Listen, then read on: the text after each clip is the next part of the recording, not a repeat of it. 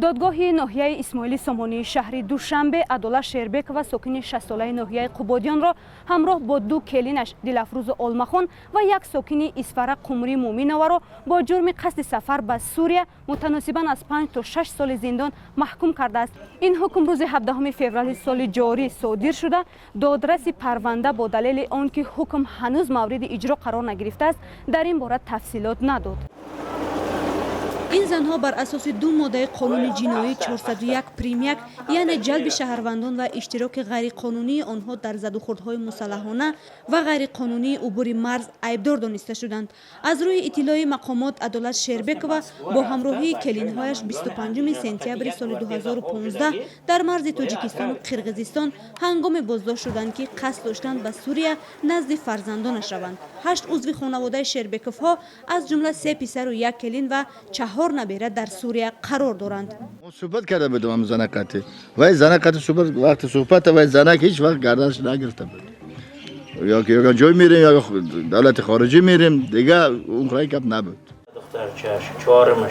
با گفته شریف شیربکov سردار این عائله یکی از سبب‌های قصد به سوریه رفتن 3 زن خانه دوری شوهر و پسران بوده است.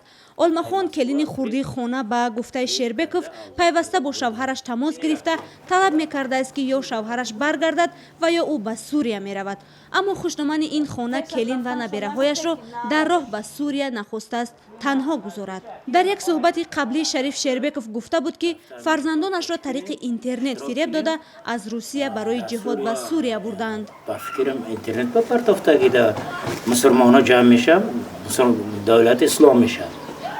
گفته و ایران فریب کرده برده نیت و چخد با فکرم همین خیلی احمق شده رفته اینجا در من زنش بچهش بچهش ما انتظارم که بچه ما کی میگردن. ساکنان محله نوبهاری ناحیه قبادیان این خانواده را یک عائله معمولی بها می‌دهند که مذهبی نبودند. خانواده شیربکوف‌ها در دهه نوبهاری ناحیه قبادیان زندگی میانه حالانه دارند.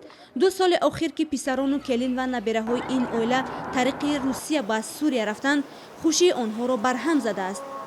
در خانه شیربکوف‌ها که 2 سال قبل 16 نفر به سر می‌بردند حالا پدر خانواده تنها مانده است.